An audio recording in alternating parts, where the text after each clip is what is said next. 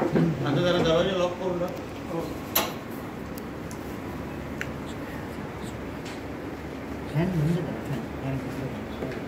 वेंगुर्ला नगर परिषद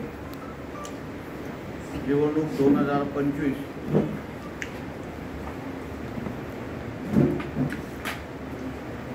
च्या प्रचाराच्या निमित्ताने भारतीय जनता पक्ष म्हणून आज ही पत्रकार परिषद बोलवलेली आहे.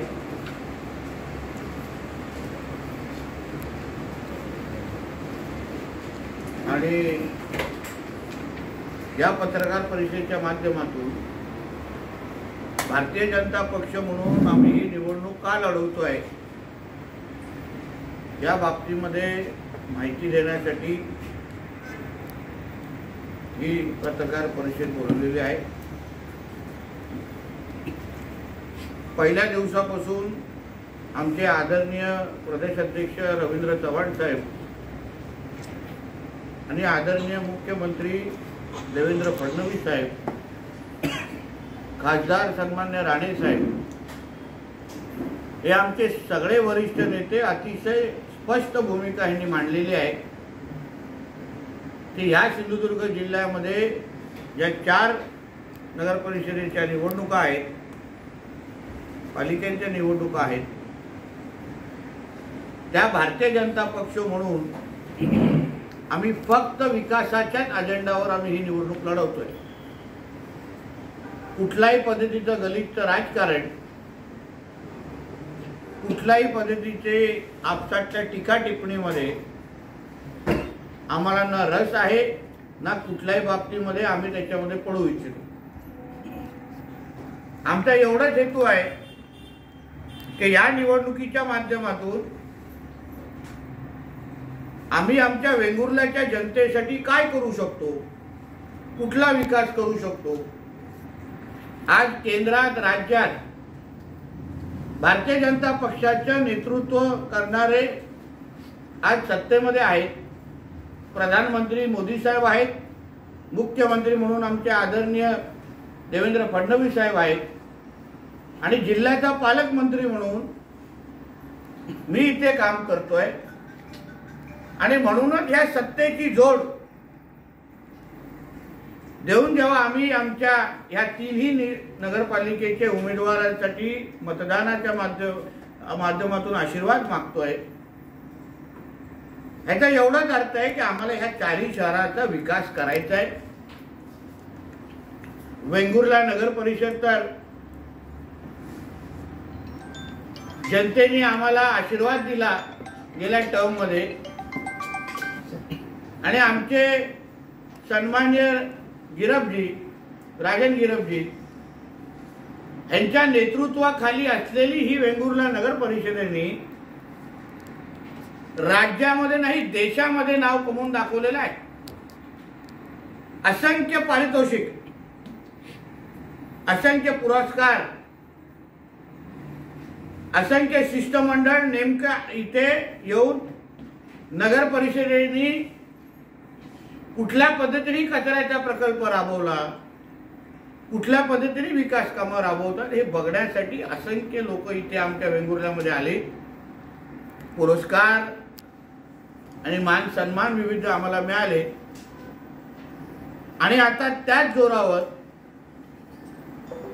आम्ही वेंगुर्ल्याच्या जनतेकडून पुढची 5 वर्ष आम्ही आशीर्वाद मागतोय. राजन गिरफजी आणि आमचे सगळेच भारतीय जनता पक्षाचे उमेदवार वेंगुर्लेकरांची सेवा, वेंगुर्ल्यातल्या तरुण तरुणींच्या भविष्याला आकार देणं, वेंगुर्ला शहराला एक आदर्श शहर बनवण्याच्या दृष्टिकोनातून महत्त्वाचे प्रकल्प राबवणं, यासाठी आमच्यासाठी ही निवडणूक महत्त्वाची आहे. 1-2 अतिशय महत्त्वाचे निर्णय किंवा वेंगुर्लेकरांसाठी गोड बातमी मी आज घेऊन आलेलो आहे. वेंगुर्ल्यामध्ये किंबहुना आमच्या सिंधुदुर्गामध्ये पहिला 5 स्टार प्रकल्प कधी होणार याची वर्षानुवर्षे आपण चर्चा करत होतो. काही वर्षापासून शिरोड्यामध्ये होणारा ताज प्रकल्प, ताज हॉटेलचा प्रकल्प, या बाबतीमध्ये चर्चा झाल्या, पाठपुरावा केला गेला. पण आज आमचं महायुतीचं सरकार, आदरणीय देवेंद्र फडणवीस साहेबांच्या नेतृत्वाखाली असलेल्या या सरकारच्या माध्यमातून माझ्या हातामध्ये या ताज हॉटेलसाठी लागणारी MCZMA कमिटीचा क्लिअरन्स, म्हणजे एन्व्हायरमेंट क्लिअरन्स, पर्यावरण क्लिअरन्स ची परवानगी आता माझ्या हातामध्ये आलेली आहे. म्हणजे आमच्या सिंधुदुर्गामध्ये पहिला 5 स्टारचा मार्ग हा मोकळा झालेला आहे. आणि आता ताज हॉटेल बरोबर एक ट्रायपार्टी एग्रीमेंट होईल.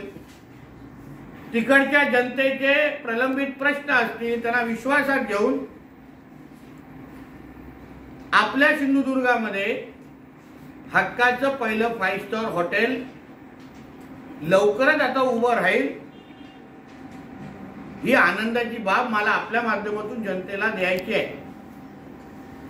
फक्त हे हॉटेल उभं राहणार नाही, पण इथे उपलब्ध असणाऱ्या सगळ्या नोकऱ्या, जोडधंदे, त्याला लागणारे जे काही व्यवसाय आहेत त्यालाही मोठ्या प्रमाणामध्ये चालना मिळणार आहे. मी जिल्ह्याचा पालकमंत्री म्हणून मी या निमित्ताने माझ्या वेंगुर्ल्याच्या तरुण तरुणींना सांगेन की आमच्या जिल्ह्यामध्ये हा प्रकल्प येत असला तरी या प्रकल्पामध्ये लागणाऱ्या किंवा उपलब्ध होणाऱ्या नोकऱ्यांवर सर्वात पहिला अधिकार हा आमच्या वेंगुर्ल्याच्या तरुण तरुणींचा आहे. म्हणून त्यांना जे काय प्रशिक्षण लागेल ते आम्ही देऊच. पण ह्या क्षेत्रामध्ये ज्या ज्या नोकऱ्या, माझ्या ताजशी ऑलरेडी माझं बोलणं झालेलं आहे, त्या नोकऱ्यांच्या याद्या माझ्याकडे उपलब्ध केल्या जातील जिल्ह्याचा पालकमंत्री म्हणून. आणि त्या नोकऱ्या आमच्या सिंधुदुर्ग किंबहुना प्राधान्य क्रमांकाने आमच्या वेंगुर्ल्याच्या तरुण तरुणींना उपलब्ध करून देण्याचं काम हे आमच्या माध्यमातून होईल. हा विश्वास आपल्या माध्यमातून मी माझ्या तरुण तरुणींना देतो. पर्यटन आणि रोजगार या दोन्हीमध्ये आता आमचा सिंधुदुर्ग जिल्हा हा मागे पडणार नाही. सन्मान्य राणे साहेबांनी मुख्यमंत्रीच्या आपल्या कारकिर्दीमध्ये आमच्या जिल्ह्याला पर्यटन जिल्हा म्हणून जे घोषित केलं त्या मार्गावर चालत असताना शिरोड्यामध्ये येणारा आमचं ताज हॉटेल हे निश्चित पद्धतीने पर्यटनाची गती अजून वाढवेल, रोजगाराची संधी लोकांना, तरुण तरुणांना भेटेल आणि आमच्या सिंधुदुर्गामध्ये आर्थिक समृद्धी आणण्यासाठी हे ताज हॉटेल अतिशय महत्त्वाचं ठरणार आहे, हे मी आवर्जून उल्लेख करेन. दुसरं म्हणजे ज्याच्यासाठी आमच्या वेंगुर्लेकरांनी वर्षानुवर्ष वाट पाहिली की आमच्या वेंगुर्ल्यामध्ये आमच्या हक्काचं हॉस्पिटल कधी येणार, आमच्याकडे आरोग्य व्यवस्था कधी सुधारणार. सेंट लुक्स हॉस्पिटल हा नेहमी चर्चेचा विषय राहिलेला आहे. सेंट लुक्स बद्दल आमच्या वेंगुर्ल्याची जनता अतिशय भावनिक आहे. प्रत्येकाच्या कुटुंबाची एक भावनिक नातं सेंट लुक्सशी जुडलेलं आहे. आणि म्हणून 3 दिवसा अगोदर जेव्हा आमचे आदरणीय रवींद्र चव्हाण साहेब वेंगुर्ल्याच्या दौऱ्यावर होते, आमचे भारतीय जनता पक्षाचे माझे सहकारी आपटेजी या सगळ्या लोकांनी गेले 14 ते 19 मध्ये जेव्हा आदरणीय मुख्यमंत्री म्हणून देवेंद्र फडणवीस साहेब काम करत होते तेव्हा ह्या सेंट लुक्स हॉस्पिटलला मोठ्या प्रमाणामध्ये त्यांनी पुढाकार घेतला. एका टप्प्यावर आणून त्या विषय सोडला. आज मला आनंद वाटतो की गेल्या 2-3 दिवसाच्या पाठपुराव्यानंतर धर्मदाय आयुक्ताकडून आता हा लॉ अँड ज्युडिशरी खात्याकडे गेलेला हा सेंट लुक्सचा विषय, त्याची फायनल ऑर्डर आणण्यासाठी आता मार्ग मोकळा झालेला आहे। आता ह्या पुढे आम्ही सेंट लुक्सच्या त्या सगळ्या लोकांशी आम्ही बोलू आणि लवकरच आमच्याच वेंगुर्ल्यामध्ये कोणाला ना बांबुलीला जायला लागणार, कोणाला गोव्याकडे जायला ना लागणार, वेंगुर्ल्यामध्ये राहूनच एक सुसज्ज असं एक हॉस्पिटल आमच्या वेंगुर्लेकरांच्या सेवेसाठी उपलब्ध करण्यासाठी आम्ही आता कटिबद्ध आहोत। चांगल्यातले चांगले डॉक्टर असो, चांगली सुविधा, मेडिकल सुविधा असो, या सगळ्यासाठी हा निर्णय अतिशय महत्त्वाचा आहे। आणि ते होत असताना मी एवढं पण आश्वस्त करतो जिल्ह्याचा पालकमंत्री म्हणून की आपल्याकडे असलेली आता उपरुग्णालयामध्ये असलेली जी काही सुविधा आहे त्याच्यावर पण आम्ही काम करणार आहोत।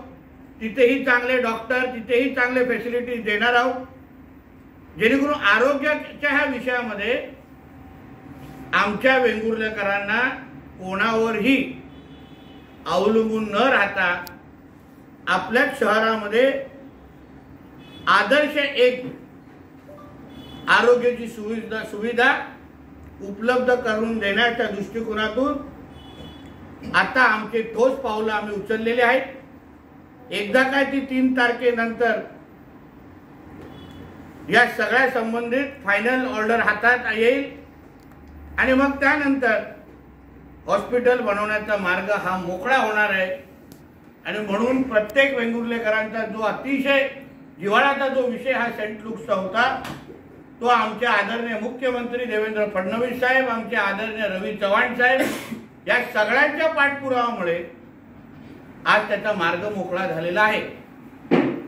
जसं मी आपल्याला उल्लेख केला की वेंगुर्ल्याची सत्ता आम्हाला का हवी आहे, जेणेकरून या भागाचा विकास जो आतापर्यंत आम्ही करून दाखवलेला आहे, आमच्या गिरफजींच्या नेतृत्वाखाली आमचे छत्रपती शिवाजी महाराज सभागृहाचं नूतनीकरण, नागरी सुविधा केंद्राचं स्वातंत्र्यवीर सावरकर यांचा कला दालन, दीपगृहाकडे जाणाऱ्या पायऱ्यांचे सुशोभीकरण, कचरा डेपोचे स्वच्छ भारत पर्यटन स्थळ मध्ये रूपांतर, असे असंख्य कामं आम्ही करून दाखवलेली आहेत। करणार नाही, झालेली कामं आहेत, तुम्ही जाऊन त्याचे प्रकल्प बघू शकतात। आपल्या कचरा डेपो संदर्भात तर आमच्या वेंगुर्ला नगर परिषदेने केलेलं काम हे राज्यात नाही देशामध्ये एक आदर्श काम आहे। म्हणून हे सगळं, म्हणून मी सुरुवातीला जसं उल्लेख केला की आम्हाला नेमकी सत्ता का हवी आहे, तर हा वेंगुर्ल्याचा विकास करण्यासाठी उद्या जेव्हा गिरफजी आमचे परत एकदा नगराध्यक्ष म्हणून आपल्या सगळ्यांच्या आशीर्वादामुळे बसतील, आमचे पूर्णचे पूर्ण आमचे नगरसेवकांची टीम बसेल आणि एका बाजूला पालकमंत्री म्हणून मी आहे, आमचे मुख्यमंत्री साहेब आहेत, आमचे रवी चव्हाण साहेब आहेत, आम्ही सगळेजण एकत्र मिळून सत्तेच्या माध्यमातून आमच्या ह्या वेंगुर्ल्याचा विकास करण्यासाठी आम्ही सज्ज आहोत। फक्त 2 तारखेला वेंगुर्ल्याच्या आमच्या सन्मान्य मतदार बंधू भगिनींनी आम्हाला 2 तारखेला आशीर्वाद द्यावा, काम करण्याची परत एकदा 5 वर्ष संधी द्यावी, कमळ या चिन्हाच्या समोर बटन दाबून आपण आम्हाला संदेश द्यावा की पुढची 5 वर्ष तुम्ही परत एकदा आमच्या वेंगुर्ल्याला एक आदर्श शहर बनवण्याच्या दृष्टिकोनातून तुम्ही सगळ्या जणांनी एकत्र येऊन आमच्यासाठी काम करावं, हा संदेश 2 तारखेला मिळाल्यानंतर आम्ही सगळेजण कामाला लागणार आहोत। एवढंच ह्या पत्रकार परिषदेच्या सुरुवातीला आपल्याला सांगून आपले काही ह्या संबंधित प्रश्न असतील तर आपण हक्काने विचारू शकतो। हा प्रकल्प आणि तुम्ही जे बोलता त्याच्यामध्ये वेगळं आहे। किनारी धरण आहे, त्याचं पाणी लिफ्ट करून किनारी भागात शिरोडापर्यंत आली आहे ती लाईन, तुम्ही जाऊन पाहिलं ना। मी तुम्हाला तेच बोलतो ह्या सगळ्या एक एक प्रकल्पाला बघा, आज चिपीच्या विमानतळावरची नाईट लँडिंगची फॅसिलिटी पुढच्या 15 दिवसामध्ये आपल्याला मिळेल. शिरोडाचा मध्ये ताज अडकलेलं, आपण त्याच्याही परवानगी, पर्यावरण परवानगी घेऊन आलेलो आहे. पाईपलाईन बद्दल आपला जो प्रश्न आहे त्याच्या बाबतीमध्ये पण आम्ही आता अंतिम टप्प्यावर आहोत, तेही सकारात्मक पद्धतीने होईल. आज पहिल्या 5 वर्षाच्या पहिल्या 11 महिन्याच्या कारकिर्दीमध्ये बहुतेक प्रश्न जे अडकलेले ते एक एक सोडवत मी आलेलो आहे. कामाच्या पद्धतीमुळे तुम्हाला कळलं असेल की 5 वर्षानंतर तुमच्या सिंधुदुर्ग जिल्ह्याचा एकही प्रश्न मी शिल्लक ठेवणार नाही, एवढा विश्वास तुम्हाला देतो. सर, एक प्रश्न आहे. आपल्या वेंगुर्ल्यामध्ये पर्यटन हा आमचा खूप महत्त्वाचा विषय आहे. आपल्याला केंद्र सरकारकडनं पाणबुडी प्रकल्पासाठी निधी मंजूर झाला आहे. तो साधारण कधी कार्यान्वित होईल? ते कार्यरत म्हणजे ते सगळ्या परवानग्याच्या प्रक्रियेमध्ये तो विषय आहे.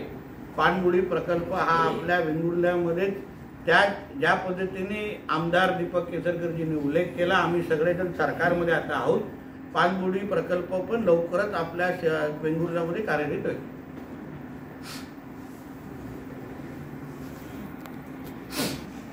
कणकवलीचा एक प्रश्न आहे.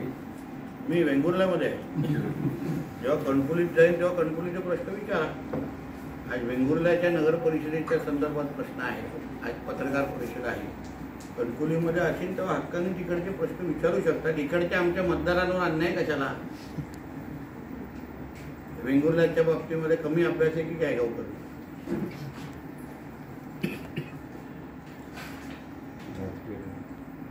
बोला ना तुम्ही. आता ह्याच्याशी एवढं चांगलं तुमच्या समोर विषय मांडले, तुमच्या जिल्ह्यामध्ये 5 स्टार आणलं, तुम्हाला इथे हॉस्पिटल आम्ही देतोय, उद्या आपलीही मुलं तिथे हे पडतील. आज तुम्ही विचार करा, आपल्या इथे अगर 5 स्टार आल्यानंतर आपण झी सिने अवॉर्ड सारखे अवॉर्ड आपण पुढच्या वर्षी आपल्या जिल्ह्यामध्ये होणार आहे, आपण जाहीर केलेले आहेत, ते पण वेंगुर्ल्यामध्येच होत आहेत. त्या एका झी सिने अवॉर्डमुळे पूर्ण सिंधुदुर्गामध्ये नाही, कोकणामध्ये आपल्या जिल्ह्याची आणि आपल्या वेंगुर्ल्याची चर्चा होणार आहे. मोठ्यातल्या मोठा सिने कलाकार तुमच्या सिंधुदुर्गामध्ये येणार आहे आणि त्याच्यामुळे विचार करा, पर्यटन आणि रोजगाराच्या किती मोठ्या संधी उपलब्ध होणार आहेत. म्हणून बोलतो ना, आम्ही ह्या निवडणुका आरेला कार्य करण्यासाठी, गावकरची राजकारण करण्यासाठी नाही, निवडणुकीच्या माध्यमातून वेंगुर्ला, कणकवली, मालवण, सावंतवाडी यामध्ये आम्ही सत्तेच्या माध्यमातून काय करू शकतो. आम्हाला पालकमंत्री आरेला कार्य करण्यासाठी नाही बनवलं, पण तुमच्या आणि आमच्या आयुष्यामध्ये काय परिवर्तन आम्ही आणू शकतो या दृष्टिकोनातून आम्हाला जबाबदाऱ्या दिलेल्या आहेत. आज झी सिने अवॉर्ड आजच्या तारखेला अगर आपल्या इथे घ्यायला झालो तर आपल्याकडे एवढं मोठं हॉटेल आणि एवढं सगळं आहे का? आज विचार करा, 5 स्टार आपल्याकडे आल्यानंतर फक्त झी सिने अवॉर्ड नाहीत, उद्या फिल्मफेअर होतील, मोठ्यातले मोठे कार्यक्रम आज इथे होतील. त्याच्यामुळे जिल्ह्याचं पूर्ण अर्थकारण बदलून जाईल. मुंबई महानगरपालिकेमध्ये मनसेसोबत आघाडी होणार नाही, काँग्रेसच्या सोबतचा नारा दिला. हो, तर चांगली गोष्ट आहे ना, कारण का शेवटी काँग्रेसने अगर तो निर्णय घेतला असेल, तो विचारपूर्वक घेतला असेल, पण कितपत त्याच्यामुळे ते टिकतील हा फार मोठा प्रश्नचिन्ह आहे. कारण का लाचारीचं दुसरं नावच काँग्रेस आहे. म्हणून लाल टपकत कधीतरी परत एकदा उद्धव ठाकरेंच्या मातोश्री बंगल्यावर पोचतीलच.